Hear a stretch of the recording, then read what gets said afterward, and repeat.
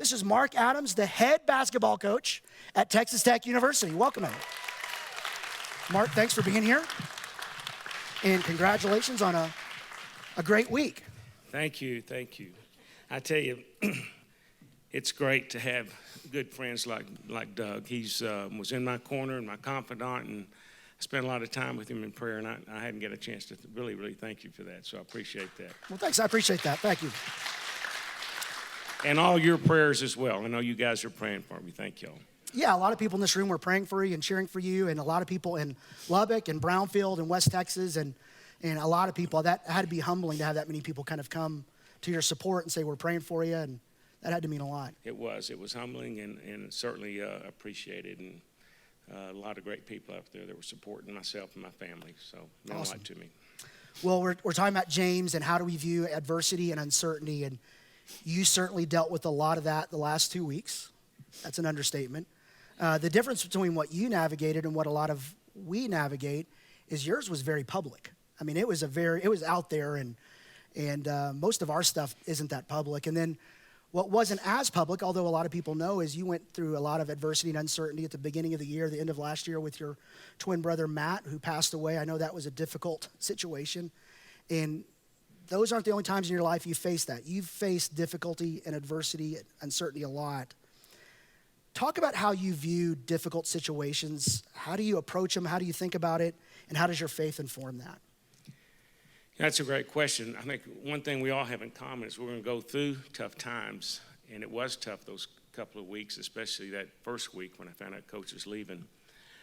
You know, I wish I was a lot like James. I wish I could stand up here and say, you know, when that adversity hits me, I have this joy in my heart, and I'm excited about it, but I don't have that kind of maturity as a Christian, and I'm always working towards that. But you know, I think the first thing that happens when this adversity sets in, you go through these tough times, is you feel like a victim. You know, so you get knocked down, and in life we all get knocked down. And the first thing, there's about 2 or 3 things you can do. You can sit there and lay down there and feel sorry for yourself. You can doubt the situation, make excuses, or you can get yourself back up. You know, and that's what we eventually have to do. And so that recovery time to get up quickly when you get hit is something that's important. So we try to practice that. When I'll talk, you know, I mean, I could talk a little bit about our team going through some of those adversities too. And we do some things and some drills in practice. But there was a tennis pro that gave me this acronym, and it said it was EAR, E-A-R, and it says that they try to remind these tennis players, first, just expect things are going to happen. Just like in this room, you can expect, you know, there's going to be some trouble, some challenges around the corner, so expect it. The second thing is you accept it. When it happens, you say, you know, I'm ready for this, and I knew this was going to happen. The third is the R, is reset. You reset, hey, this happened, I got to forget about it, put it in the rearview mirror, and then stay in the present and be focused. So I think that's something that I've tried to do. Then I'm not going to do more acronyms, but one more. But it's just win, W-I-N. You know, what am I going to do now? And to stay in the present, you got to see, you know, where you are and be where your feet are, and with that you can move forward. And so those are some things. Then I think the very last thing is the one thing we can control when we're in tough situations, our attitude. Have a positive attitude, your faith in God. God's in control. Continue to pray about it and trust Him. Yeah.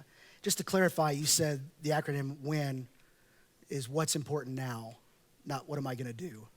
I just felt like I needed to coach you on that. That's right. Yeah. So for those for the people that are like that acronym doesn't make sense. I can't make it work. I'm sorry. What am I? Yeah, exactly. So and I'll even say Albert Einstein, who's a little smarter than both of us, always said that that the most important thing is to figure out what is important right now and to take advantage of that and to put it into action. So, and he coaches me like this all the time. You know, even after a game, he tries to coach me. That's not true. And he knows nothing about basketball. He's a hockey guy. I have nothing to add with basketball. So when it comes to adversity, you actually think adversity can be a good thing. It actually can serve a purpose. Talk about why you think facing difficulty actually could be good for us.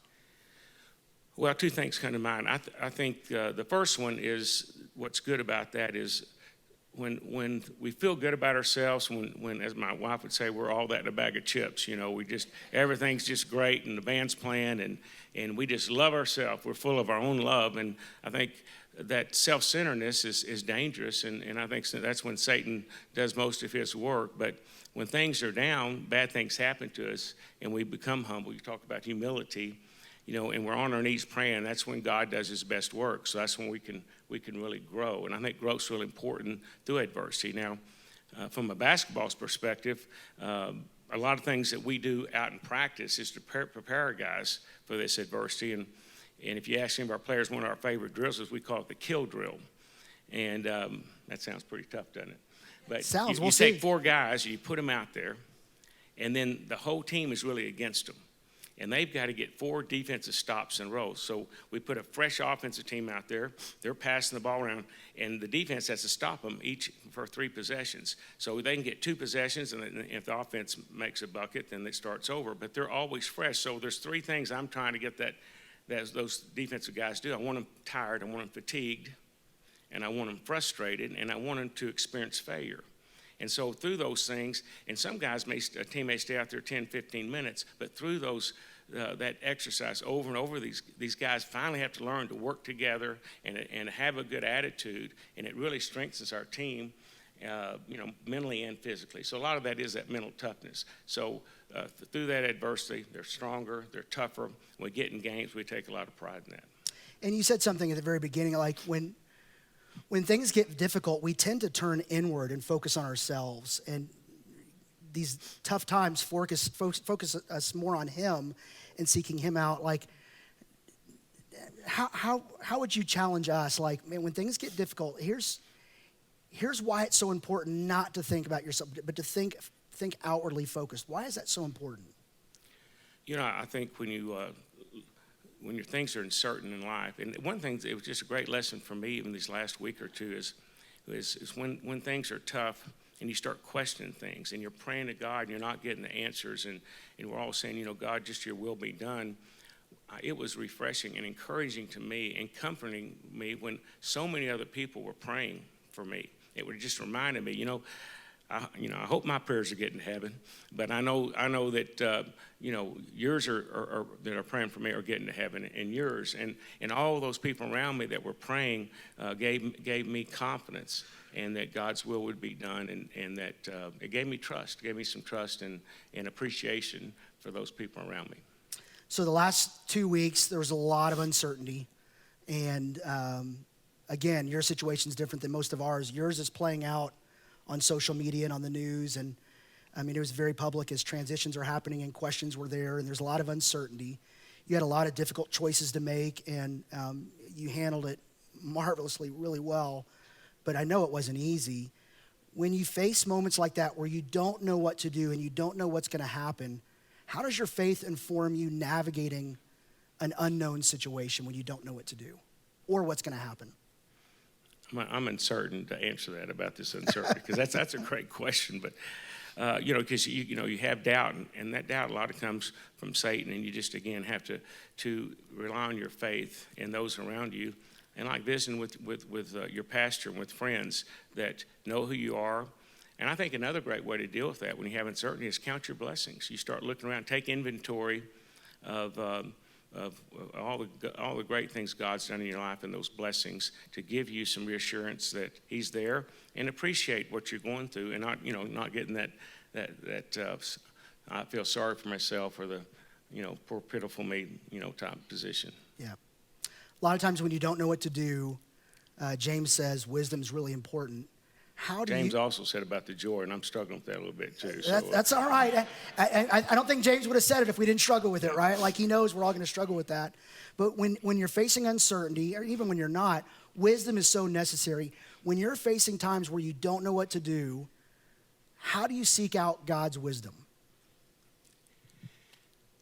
I that's a great question. I think reading the Bible, there's so many stories in the Bible of all these characters that nearly every one of them have one commonality, and that's they go through tough times, and God brings them through that. So I think reading the Bible is the first thing about wisdom. So, and speaking of which, Doug and I both, we challenged each other, we're going to read the Bible all the way through from start to finish. When did we do that? Was that back in October? Yeah. And so I haven't finished yet. Now I'm in the New Testament, but he finished about 2 months ago. And the reason I know that because he reminds me that every day that he was, yeah. But when I say that, let me make sure he's a faster reader than me, but it doesn't mean he has more wisdom than I do, just because he made it through.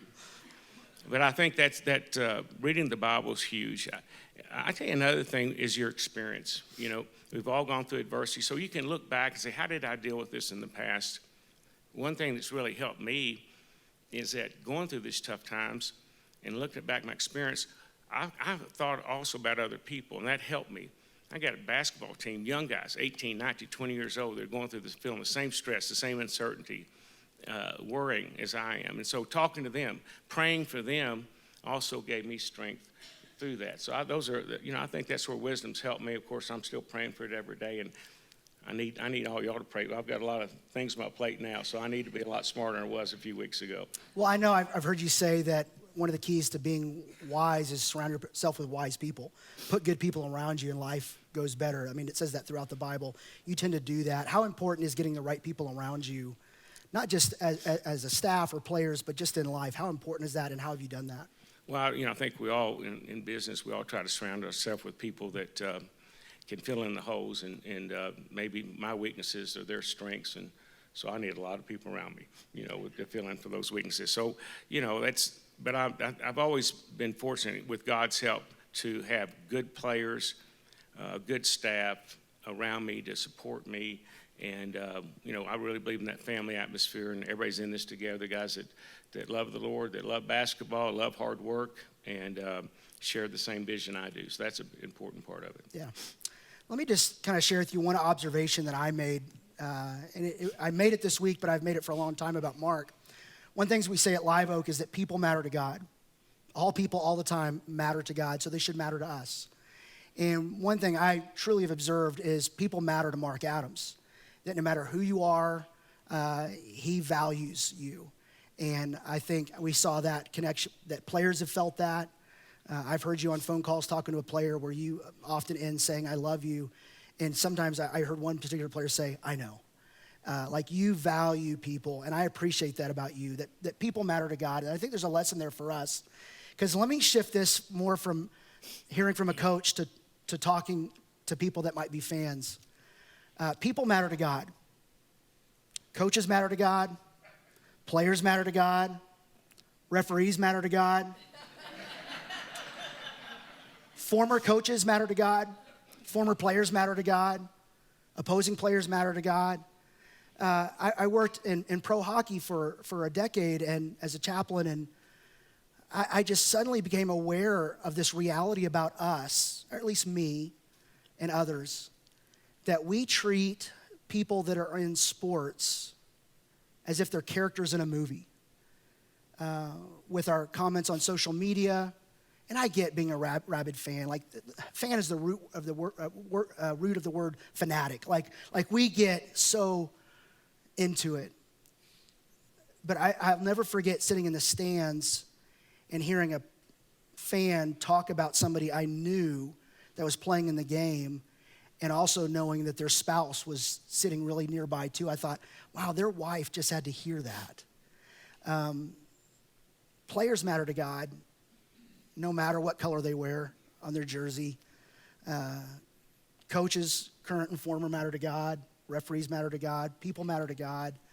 So I think there's a lesson for us as fans in terms of how we respond to people. They're not characters in a movie. They're real people.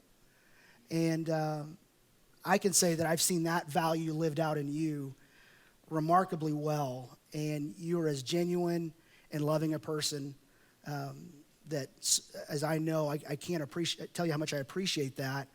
And I'm so glad that staying in West Texas, that's hopefully going to be part of the thing that everyone experiences here in your program, in the university, and around here.